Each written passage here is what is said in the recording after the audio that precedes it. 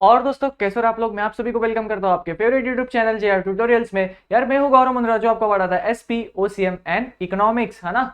बच्चे अगर सर आपके चैनल पे पहली बार आए हो, अच्छा कैसे हो, पहले तो आपका एकदम स्वागत है हमारे चैनल पे। मैं आपको बता दूं दोस्तों, हम एजुकेशन रिलेटेड वीडियोस प्रोवाइड करते हैं। इफ बाई चांस आप ये वाले टॉपिक पे या फिर ये वाले लेसन में या फिर ये वाले क्लास में नहीं हो तो क्या करना है, पूरा चैनल को है ना जाके चेकआउट करना है। आप जो भी क्लास में हो, जो भी स्टैंडर्ड में हो, जाके चेकआउट कीजिए सारे वीडियोस को। आप जो भी कंसेप्ट स्टडी करना चाहते हो चेक कीजिए, पूरा चैनल आपका है, पूरी तरह से चेक कीजिए। और अगर आपकी टॉपिक आपको नहीं मिलती है तो आपको कमेंट सेक्शन में जाना है और लिखना है सर प्लीज ये वाली वीडियो बना दो, सर ला देंगे आपके लिए, बस थोड़ा सा समय दीजिएगा, ठीक है। तो चलते अब, हाँ अब हम चलते हैं हमारे पुराने बच्चों से, लेकिन उससे पहले आपको गाना है मेरे साथ चार मंत्र। क्या थे? लाइक करना है, शेयर करना है, सब्सक्राइब करना है, फॉलो करना है। सर फॉलो किसे करना है? देखो यार, फॉलो ये मेरा Instagram ID Goldy Mundra underscore, आप लोग मुझे फॉलो कर सकते हो, ठीक है। बाकी चलिए, मेरे अपने पुराने बच्चे सब सेट हो एकदम, सारी मस्ती छोड़ दी क्योंकि लेक्चर स्टार्ट हो गया। आपको पूरा लेक्चर अब स्टार्ट टू एंड देखना है, ठीक है। आओ यार, आज थोड़ा स्टार्ट करने से पहले थोड़ी बातचीत करते हैं। मेरे को पता नहीं यार, मुझे पता है ऐसा लगता है कि जब मैं कैमरा के सामने आ रहा हूँ तो मुझे ऐसा लगता है कि यार तुम लोग भी मेरे से इंटरेक्ट कर रहे हो, है ना। कोई बच्चा है वहां पे कैमरा के पीछे मेरे को बैठ के रिप्लाई दे रहा है कि नहीं दे रहा है ना। हाँ हाँ, बच्चा करे नहीं, अरे कैसा बच्चा है यार, मेरा मन रखने के लिए तो हाँ कर दे, ठीक है। चलिए अब वैसे दोस्तों देखिए, अभी थोड़ा सिलेबस पे भी आते। आज हम करने वाले इकोनॉमिक्स, ठीक है ना। पता है ना इकोनॉमिक्स का लेक्चर चल रहा है, ठीक है। चलिए इकोनॉमिक्स का दोस्तों लेसन नंबर 4 चल रहा है, और जो लेसन नंबर 3 था वो तो आपके राहुल सर ने सिखा दिया। लेकिन दोस्तों अभी हम लेसन नंबर 4 सीख रहे हैं, जिसमें हमने महाराष्ट्र की इकोनॉमी के बारे में स्टडी कर रहे हैं, राइट। हमने दोस्तों लेक्चर नंबर 1 में क्या किया था, एग्रीकल्चर सेक्टर ऑफ महाराष्ट्र के बारे में जाना था। और उसी के साथ दोस्तों आज इस लेक्चर में हम जानने वाले इंडस्ट्री सेक्टर के बारे में, जो कि किसका होगा, महाराष्ट्र का। महाराष्ट्र इतना डेवलप है तो क्यों है, वो सारे सेक्टर्स को हम इस लेसन में पढ़ते हैं। बाकी दोस्तों ये जो लेसन है आपको मे भी थोड़ा सा बोरिंग लगा होगा। सर बोरिंग लगा होगा क्यों सर, ऐसा क्यों कह रहे हो? देखो यार, यहाँ पे जो इंडस्ट्री सेक्टर है, आपके पास जो आपकी बुक है उसमें जो भी लिखा है ना, वो आपको चीजों को याद करना है। आप अपने मन से कुछ अलग सा तो नहीं लिख के आ सकते। हाँ थोड़ा रेलेवेंट लिख सकते हैं, थोड़ी इंग्लिश जो है ना उसको चेंज कर सकते हो, लेकिन जो मैटर है उसे चेंज नहीं कर सकते। जो मटेरियल है, जो सब्जेक्ट है, आप उसी को चेंज नहीं कर सकते ना। अब लेकिन दोस्तों यही जब ओसीएम होता है, एसपी होता है, आप रेलेवेंट तो लिखोगे लेकिन साथ ही साथ थोड़ा अपने मन से भी ऐड कर सकते हो, है ना। तो ये इकोनॉमिक्स जो है ना, बच्चे इस चीज से काफी डरते हैं। तो मैं आपको ये सजेस्ट करूंगा, आप थोड़ा सा ज्यादा मेहनत दोस्तों पता है किसके लिए, इकोनॉमिक्स को दीजिए। अगर आप दिन में 2 आवर्स पढ़ते हो ना दोस्तों, तो आपका मिनिमम 1 आवर इकोनॉमिक्स को दो, 30 मिनट्स ओसीएसपी। मैं एकदम 100% श्योर कहता हूं, अगर आपने 2 आवर्स भी दिया ना, आपके 80 से 90% तो पक्के हैं, ठीक है। तो बस देखो यार, अब आप जितनी मेहनत करोगे आपको उतने रिवॉर्ड्स मिलेंगे, है ना, नो डाउट। हम जितनी पढ़ाई करते हैं उतनी रिवॉर्ड्स मिलेंगे। इन अगर हम पढ़ाई के एजुकेशन रिलेटेड बात करें तो हाँ, अगर कोई बच्चा स्पोर्ट्स के लिए है, वो अपने स्पोर्ट्स में ट्रेनिंग करेगा, इन द एंड तभी उसको रिजल्ट मिलेगा ना। तो बस यही बात है, अभी तुम क्या कर रहे हो, तुम अभी ट्रेनिंग कर रहे हो, ठीक है। चलिए अब चलते लेसन पे, है ना। बाकी यार फॉलो वगैरह कर लेना, ठीक है। तुम कर नहीं रहो यार, क्या बात हो कि नाराज वाराज हो क्या, कुछ मतलब कोई दिक्कत आ रही है मेरे में, समझा नहीं पा रहा हूँ आपको अच्छे से। बाकी मैं सारे आपके कमेंट सेक्शन में देखता हूँ, आपको पता है जैसे ही सर वीडियो डालते हैं ना, मैं तुरंत 2 मिनट के अंदर, अरे यार मेरा वीडियो आ रहा है ना, बच्चे में कमेंट करेंगे प्यारे प्यारे, बच्चों को रिप्लाई देता हूँ, मेरे को बहुत मजा आता है, ठीक है। और मैं काफी सारे बच्चों से रिप्लाई भी करता हूँ, उनके डाउट्स भी क्लियर करता हूँ। तो चलते फिर, अभी बहुत फालतू की बातें कर ली, है ना। हमने थोड़ी सी नॉर्मल बातचीत करी आज, क्योंकि बहुत टाइम हो गया यार, सोचा तुमसे बात कर लूँ, ठीक है। चलिए दोस्तों, अब हम दोस्तों महाराष्ट्र पे चलते हैं, हमारे जहाँ पे हम रहते हैं, और फिलहाल हम इंडस्ट्री सेक्टर पे ध्यान देते हैं। अब आपको भी पता है दोस्तों, इंडस्ट्री यानी कि क्या।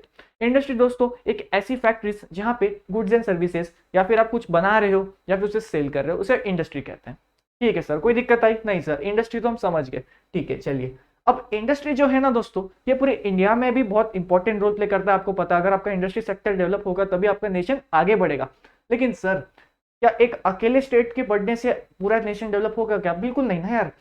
हमारा इंडिया इतना बड़ा है दोस्तों, अगर सारा स्टेट मिलके एक साथ काम करे तभी हमारा इंडिया आगे बढ़ सकता है। अब दोस्तों लेकिन फिलहाल ये चैप्टर में हम महाराष्ट्र की सिर्फ बात करने वाले हैं, आपको भी पता है। तो महाराष्ट्र दोस्तों देखिए यहाँ पे लिखा major role in development, India के ओवरऑल इंडस्ट्री सेक्टर में महाराष्ट्र का बहुत बड़ा मेजर रोल है डेवलपमेंट में, ठीक है सर। समझते हैं आगे। First choice of domestic foreign investors, sir इसका मतलब क्या हुआ? फॉरेन समझते हो, मतलब बाहर के लोग जो इंडिया के बाहर रहते हैं, इन्वेस्टर्स जो पैसे डालते हैं, है ना, इतना समझ रहे हो। अब first choice of domestic and foreign investors, मतलब कि डोमेस्टिक तो है ही, साथ ही साथ फॉरेन के भी लोग में। इसका मतलब ये दोस्तों, अगर कोई महाराष्ट्र, मतलब जो महाराष्ट्र इतना सुंदर है, इतना डेवलप होता है यहाँ पे, इतने लोग क्रिएटिव है, इतने स्किल है यहाँ पे, क्या ह्यूमन लेबर है, बहुत ही मेहनती लोग है। तो ये चीज जब कोई देखता है तो उसके दिमाग में आता है यार ये जगह पे इन्वेस्ट करना सही है। अब महाराष्ट्र में सिर्फ जो इन्वेस्टमेंट है ना दोस्तों, ये हमारे इंडिया के लोग ही नहीं, बाहर के लोग भी करते हैं, क्योंकि महाराष्ट्र एक अपने आप में एक इतना कैपेबल एरिया है कि वो क्या क्या नहीं कर सकता है ना। आप ही तो उस खेत के बच्चे हो तो मेहनत करो यार। देखिए अभी 2016 और 17 में स्टेट, हमारे जो महाराष्ट्र स्टेट है वो था टॉप पोजीशन पे इंडिया के इंडस्ट्रियल सेक्टर में। ठीक है, ये बेसिक था, कुछ था नहीं इसमें, आराम से कर सकते हो ना भाई, कोई दिक्कत आई आपको? ठीक है, चलिए अब यहाँ पे ध्यान दीजिएगा, FDI यहाँ पे ग्रीन में लिखा है मैंने। ठीक है, बच्चे कह रहे सर FDI मतलब क्या, हमने FBI सुना है, ये FDI क्या है सर? देखो FDI यानी कि फॉरेन डायरेक्ट इन्वेस्टमेंट, मतलब कि सर फॉरेन डायरेक्ट इन्वेस्टमेंट। अरे सर मतलब फॉरेन, मतलब कि कोई इंडिया की बाहर की कंट्री, इंडिया नहीं कोई बाहर की कंट्री, हम उसे फॉरेन कहते हैं, राइट। समझिए कोई दुबई का इंसान है, उसने ना आपके पूरे पढ़ाई पे, पूरे एजुकेशन पे खर्चा कर दिया, पूरी एजुकेशन पे इन्वेस्ट कर दिया, इसे कहते हैं दोस्तों फॉरेन, बाहर से पैसा आया इंडिया में। अब यही जब दुबई वाले, जब जापान वाले इंडिया में बिजनेस करने को आते हैं ना दोस्तों, तो वो लोग 1 लाख 10 लाख वाली डील नहीं करते, वो लोग 1 लाख करोड़ वाली डील करते। तो मतलब समझ रहे हो, बाहर से इंडिया में इतना पैसा आया, फॉरेन डायरेक्ट इन्वेस्टमेंट। ठीक है, अब चलिए लिबरलाइजेशन एक्ट ऑफ 1991, आपको पता होगा दोस्तों, नहीं आपको पता नहीं होगा, तभी आप पैदा भी नहीं हुए थे ना, कि मैं था यार, मैं इतना भी बुढ़ा नहीं हूँ। ठीक है, तो 1991 में दोस्तों हमारी गवर्नमेंट ने ना कुछ नए रूल्स लाए थे, नए रेगुलेशंस लाए थे, नए लॉस लाए थे।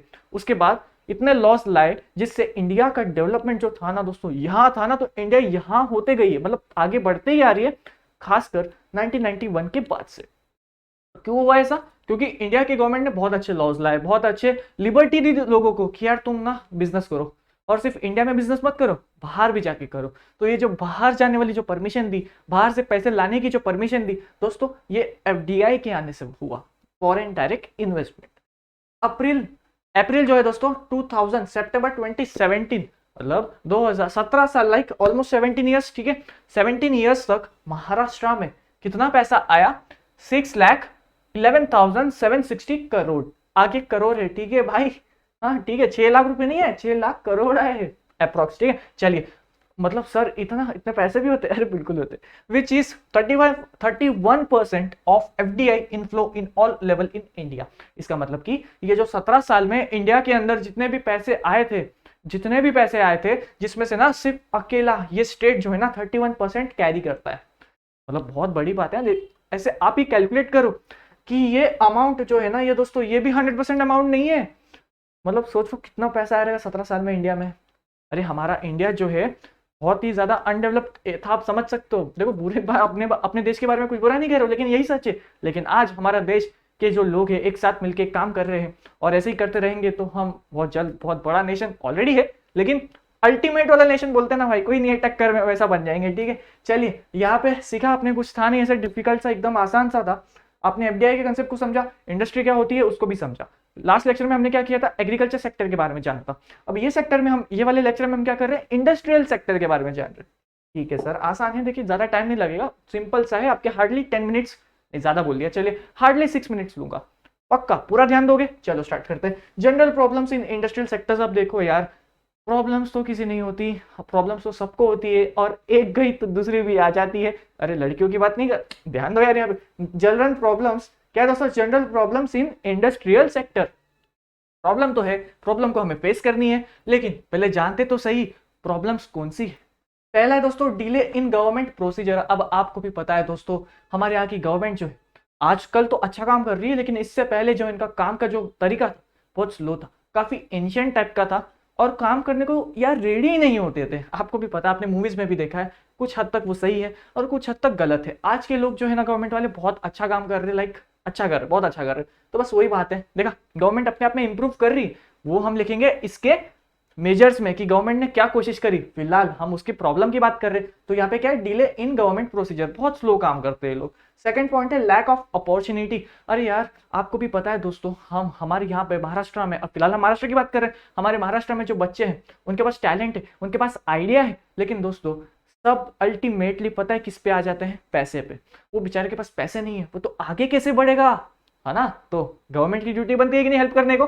वो तो हम सीखेंगे मेजर्स में, गवर्नमेंट ने क्या किया, उनने कुछ करा होगा ना। लेकिन फिलहाल हम किसकी बात कर रहे हैं? प्रॉब्लम्स की। तो प्रॉब्लम्स में सेकंड है लैक ऑफ अपॉर्चुनिटी। उनको इतना अपॉर्चुनिटी नहीं मिल रही, अपॉर्चुनिटी यानी उनको इतने चांस नहीं मिल रहा है। चांस नहीं लिख के आना, अपॉर्चुनिटी लिख के आना है, ठीक है। Old technology. अब देखो यार, आपके पास अगर पैसा भी है, थोड़ा ही पैसा है, ज्यादा नहीं पैसा है, अच्छा ठीक है कोई बात नहीं, लेकिन आपके पास जो मशीन है ना, अब यार वो भी पुराने जमाने की है यार, ऐसे में तो कैसे आगे बढ़ोगे। मतलब आपके पास इतनी पुरानी मशीन है जिससे आप 1 घंटा काम करके सिर्फ 10 कपड़े बना पा रहे हो, लेकिन अगर आप आज की मशीन लोगे, उससे 1 घंटे में आप 100 कपड़े बना सकते हो। टेक्नोलॉजी, आपको पता है टेक्नोलॉजी दिन भर दिन बदलती जा रही है और बढ़ते ही जा रही है। Lack of infrastructure. अब देखो यार दोस्तों, महाराष्ट्र कहने के लिए एक बहुत बड़ा डेवलपिंग एरिया है, लेकिन आपको भी पता है यहाँ पे हर एरिया क्या डेवलप्ड है नहीं ना। ऐसे भी कुछ विलेजेस है, ऐसे भी कुछ टाउन्स है जहाँ पे दोस्तों डेवलपमेंट की बहुत ज़्यादा जरूरत है। और ये तो पूरा इंडिया है, ये तो पूरी वर्ल्ड है जहाँ पे डेवलपमेंट कभी भी रुक नहीं सकती। डेवलपमेंट एक ऐसा वर्ड है जो पूरी तरह से मुझे गलत लगता है, क्योंकि हमारे ह्यूमन वर्ल्ड में या फिर आप कह लो पूरी अर्थ में हमेशा कुछ ना कुछ बदलती रहती, तो ये क्या है? ये डेवलपिंग है यार। तो लैक ऑफ इंफ्रास्ट्रक्चर। वैसे ही दोस्तों महाराष्ट्र में हर जगह इतनी फैसिलिटीज नहीं है, हर जगह इतने अच्छे इंफ्रास्ट्रक्चर्स नहीं है जहां पे लोग अपना इंडस्ट्री सेक्टर को बढ़ा सके। Lack of motivation to new entrepreneurs. अब आप मेरे को बताओ, मैं आपसे एक सवाल करता हूँ, अभी क्या हुआ था, लॉकडाउन हुआ था, ठीक है, तो कितने बच्चे थे जिनने रील्स चलाए? अब मैंने भी देखे, क्या ही करते थे भाई, मूवी देखते थे, गेम खेलते थे, लेकिन दोस्तों लैक ऑफ मोटिवेशन। ये 2 सालों में ना, अगर किसी इंसान ने पूरी तरह से फ्री कुछ काम नहीं किया, उसने एकदम लेटा रहा मेरे जैसा, मैंने तो बहुत टाइम वेस्ट किया गाइस, नहीं तो आज मैं किधर और होता, लेकिन कोई बात नहीं, चलिए। लैक ऑफ मोटिवेशन देखिए कैसे, आओ इसको समझते हैं, बहुत मजेदार सा पॉइंट है। वह आपको भी पता है, आप जब रील्स घुमाते तो वहां पे सुंदर कन्याएं आती और कच्चा बादाम करती, है ना।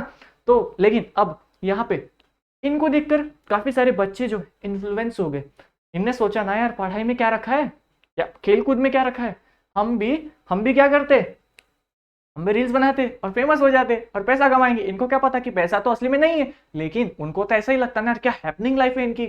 थोड़ा सा डांस स्टेप किया और भाई साहब मिलियन में फॉलोअर्स। अब यहाँ पे देखो दोस्तों, हमारा जो यूथ है ना, इनकी जो माइंडसेट है बहुत गलत जगह जा रही है। नहीं, मैं ऐसा नहीं कहता हूँ कि उसने जो डांस किया वो गलत है, वो उसकी इच्छा, वो कुछ भी कर सकती है, लेकिन दोस्तों आपको इसको देख के इन्फ्लुएंस नहीं होना है कि यार मुझे भी उसके जैसा बनना है, मुझे भी उसके जैसा करना है। नहीं नहीं नहीं, आपको अपने आप में आपका बेस्ट वर्जन लाना है और पूरी मेहनत के साथ जो भी चीज, जिस फील्ड में भी आप इंटरेस्टेड हो, आपको उस फील्ड में आगे बढ़ना है। उसको क्रिटिसाइज नहीं कर रहा हूँ, लेकिन मैं उसको अप्रिशिएट भी नहीं कर रहा हूँ, क्योंकि मेरा वो फील्ड ही नहीं है ना यार। उसने जो किया ठीक है, अच्छी बात है, वेरी गुड, मैं तो ताली बजा के आगे निकल जाऊंगा, क्योंकि मुझे पता है मुझे पढ़ाई के फील्ड में, एजुकेशन के फील्ड में आगे जाना है। तो आपको ये फिलहाल तो मैं इसको साइड में रखता हूँ, लेकिन फिलहाल मैं आपको एक मोटिवेशन देता हूँ कि आपको क्या करना है भाई, मेहनत करना है, ठीक है। आप जो भी फील्ड में जाना चाहते हो, स्पोर्ट्स की जाना चाहते हो, एजुकेशन जाना चाहते हो, आर्टिस्ट बनना चाहते हो, सिंगिंग करना चाहते हो, डांसिंग करना चाहते हो, गेमर बनना चाहते हो, जो करना है करो, पूरी जान लगा के करनी है, ठीक है। ऐसे हार नहीं मानना है। तो ये क्या था जो तुम्हारे में अभी लैक कर रहा था ना मोटिवेशन, वो मैंने भर दिया है, ठीक है। चलिए अब उसके बाद दोस्तों देखिए लैक ऑफ डेवलपमेंट प्रोग्राम। इसका मतलब ये देखिए दोस्तों, अब हमारे जो महाराष्ट्र है, आपको भी पता है विलेजेस बहुत ज्यादा है, बहुत सारे टाउन है, और हमारे महाराष्ट्र में ऐसा तो नहीं ना दोस्तों हर एक इंसान एजुकेटेड है, उसके पास बहुत अच्छी क्वालिफिकेशन है, ऐसा तो है नहीं ना दोस्तों। तो कैसा है ना दोस्तों, लैक ऑफ डेवलपमेंट प्रोग्राम। उनको आइडिया ही नहीं है कि यार इंडस्ट्री, उनके पास पता है क्या दोस्तों, टेक्निक है कि हाँ ये सामान को ऐसे बनाऊंगा ना तो बहुत मस्त बनेगा और मार्केट में लोग इसको खरीदेंगे, उसकी डिमांड है मार्केट में, लेकिन बनाऊं कैसे, बनेगा कैसे, कितने लोग लगेंगे और कहाँ बनाऊं, मेन तो इनको बेचारे को पता नहीं। इनके पास आइडिया है, प्लान है, मार्केट रेडी है, इनको डिमांड भी है इनके पास, लेकिन जगह नहीं है बनाने की। सर क्या करूं, लैक ऑफ डेवलपमेंट प्रोग्राम। इनके पास पूरी तरह से प्लानिंग नहीं है। एक आप क्या करते हो, कभी भी कुछ प्लान करते हो ना अपने लाइफ को भी, आपने क्या रखा है, कर रखा है, अभी प्लान कर रखा है। अगर कोई बच्चा है जो सीए करना चाहता है, उसने अभी से सोच के रखा है भाई मैं तो सीए करूंगा। कोई सीएस सोच रहा है मैं तो अभी से सीएस करूंगा, कोई एमबीए सोच रहा है तो अभी से कर रहा हूं। तो वो क्या है दोस्तों, वो प्लान करके रखा है उनने।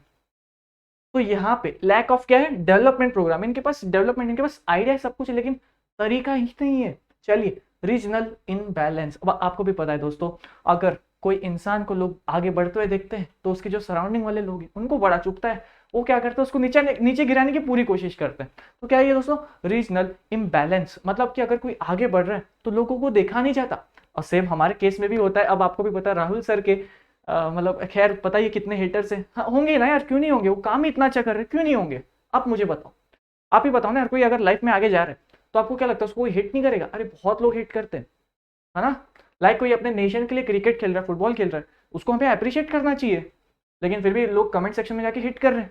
नहीं करना चाहिए ना, अप्रिशिएट करना चाहिए यार, हमारे नेशन का नाम ही तो आगे ले जा रहा है। तो बस ये क्या था, रीजनल इम्बैलेंस। आप लोग को अगर कोई इंडस्ट्री खोलने की बात करता है, कोई फैक्ट्री खोलने की बात करता है, तो आपको उसे ना यार नीचे नहीं गिराना है, आपको क्या करना है, उसे सपोर्ट करना है। Regional imbalance. चलिए चलते नेक्स्ट पे चलते और जानते, इतना जब कठिनाई थी, इतनी जो प्रॉब्लम्स थी, इसने हमारी गवर्नमेंट ने कुछ मेहनत किया कि नहीं ये सबको सॉल्व करने के लिए। आओ देखते हैं measures undertaken by government for industry sector. Let's go. पहला है दोस्तों सिंगल विंडो सेल।